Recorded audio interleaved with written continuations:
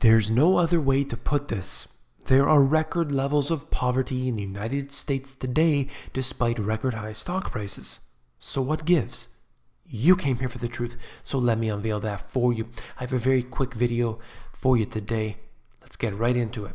This is from the Census Department in the US, income and poverty in the United States for 2016. You will be shocked by these numbers when you see that there are, in fact, 41 million people who officially live in poverty. And that's the Census Department of the government telling you this. Of those, 9 million have zero cash income. They do not receive a cent in sustenance. We're talking about supposedly the #1 economy in the world. This developed nation, which has 41 million people in poverty. That is shocking to see these figures. And then keep in mind, I've covered these other statistics before, that these are actually skewed because there are many people who are unable to make ends meet, but they technically don't fall beneath the poverty line and therefore don't show up on the numbers. Now that would give you an even worse picture.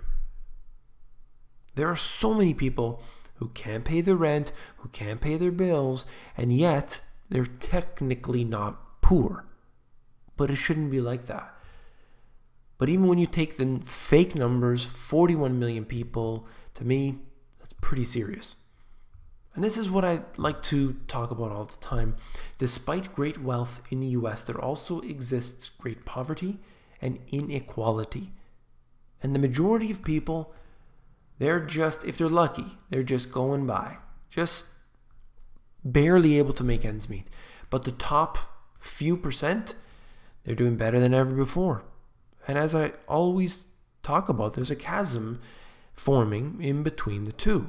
It's been getting worse for decades, but as of late, it's really been taken off.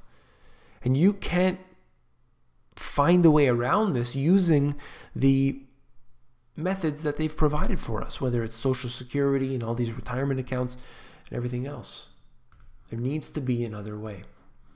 Thanksgiving help for the homeless. We haven't seen numbers like this since the Great Depression. And this is what I talk about, that anecdotal evidence. When you can show the numbers, 41 million, and that is very staggering, but think about the people that are really engaged. Take what they have to say, piece it all together, and form your own opinion. This neighborhood in New York City's Queens, talking about the fact that they changed this local hotel into a 110-bed homeless shelter. A place like New York, where we see homes selling for tens of millions of dollars on a fairly regular basis. At the same time, you have people on the streets, a lot of people on the streets. You see, when I visited there before, you see a beautiful skyscraper, and directly next door, you see, 10 homeless people right on the street in front of it. You see abandoned buildings right beside it. There's this real, sort of two-faced thing that's happening there. They're very rich people, very poor people, and that middle class is generally evaporating. Then you have this, 30 American ghost towns. So very quickly, in the wake of the ongoing housing recovery, a new problem has arisen, a shortage of homes for sale. We hear about that all the time, right? Shortage of homes.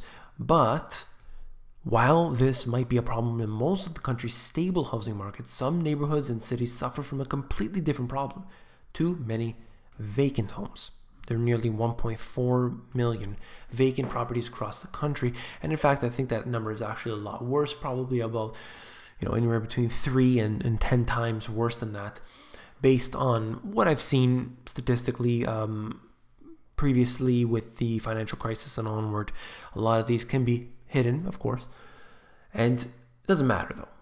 There are millions of homes sitting vacant, sitting empty, while at the same time you have places that people have to live in literal holes in the wall to be able to afford their rent, to be able to not be homeless.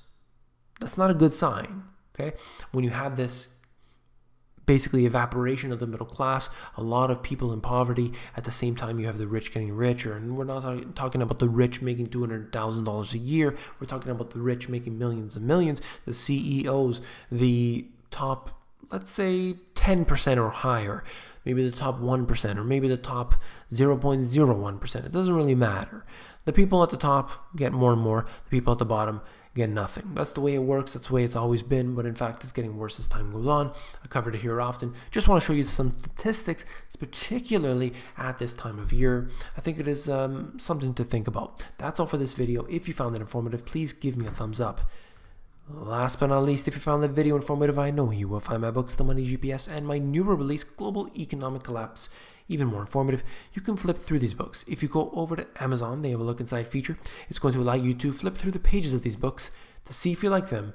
Take care.